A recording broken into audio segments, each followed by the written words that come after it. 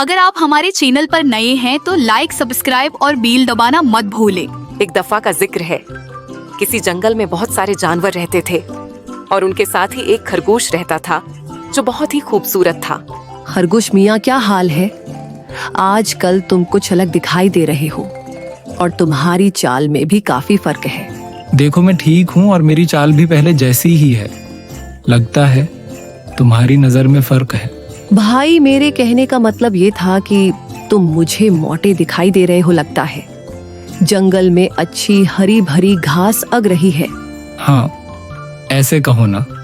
आजकल मौसम ठंडा चल रहा है। ये मौसम तो हमारे हक में होता है। काफी दिन हो गए हैं, शिकार नहीं किया। क्या कोई ऐसा जानवर हाथ आ जाए जो नर्म हो और जिसे खाने में मजा आ जाए? मेरी नजर में एक ऐसा जानवर है जो तुम्हें लुभाएगा और तुम उसे खाए बगैर नहीं रह सकोगे। ऐसा कौन सा जानवर है जिसकी तारीफ के पल बांध रही हो? मुझे तो बताओ। जंगल में एक खूबसूरत खरगोश है जो ज्यादा मोटा और लजीज है। देखो, अगर ऐसी बात है तो खरगोश को तुम किसी न किसी तरीके यहाँ ले आओ, मिल बैठ के गोश्त खाएंगे। अगले ही दिन लोमड़ी खरगोश के पास पहुंच जाती है। तुम्हारे तो पूरे जंगल में चर्चे हो रहे हैं। जहाँ भी जाओ सिर्फ तुम्हारी बात हो रही है। ये तुम क्या कह रही हो? मुझे तुम्हारी बात समझ नहीं आ रही। मैंने दूसरे जानवरों से सुना है कि शेर, जो कि जंगल का बादशाह है, खरगोश को जंगल का सबसे खूबसूरत जानवर का खिताब देना चाहता है। क्या वाकई ये बात सच है? मैं कैसे यकीन कर लूं?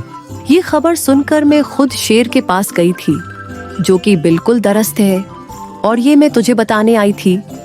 और शेर ने मुझे भेजा है कि उसे लेकर आव ताकि वो खुद तमाम जानवरों के सामने तुझे ये आजाज दे सके।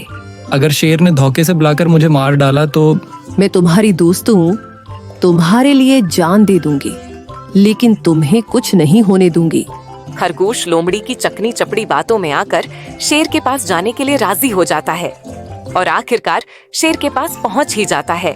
सच, मैं जैसे सुना था उससे बढ़कर तुम हुसीन और चस्त हो। मैं चाहता हूँ कि मैं खुद तुम्हारे पास आकर आजाज दूं। बाकी जानवर आते ही होंगे, वो ये सब देखकर हैरान रह जाएंगे। जी हुजूर, आप उस जंगल के बादशाह हैं। ये मेरे लिए खुशकिस्मती की बात होगी।